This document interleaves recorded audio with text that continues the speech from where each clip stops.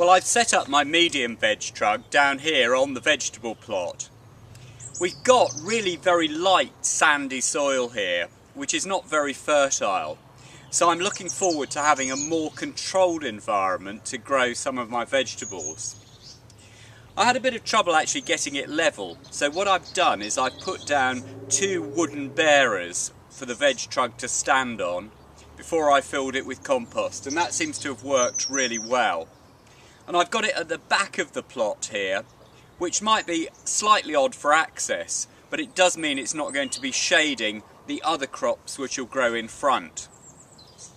I'm all ready to sow a few seeds in it, and as I'm sowing directly, I've chosen a multi-purpose compost with some added John Innes, which makes it suitable for sowing seeds directly into.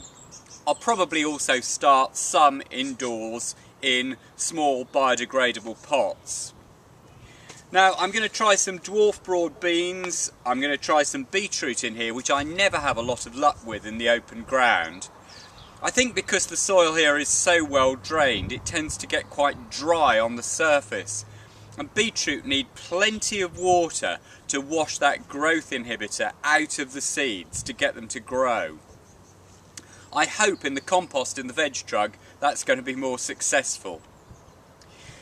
The other thing I'm thinking of actually in setting this up is that I could start some of my seeds off in the Vegtrug where I can protect them from slugs and from birds, and then transplant them actually out into the open ground. And I might try that with a few of the beans and things later on. Anyway, I'm pleased with the way it looks. I think it makes a good backdrop to the plot, and I'm also hoping for some better results with some of those vegetables I have difficulty growing.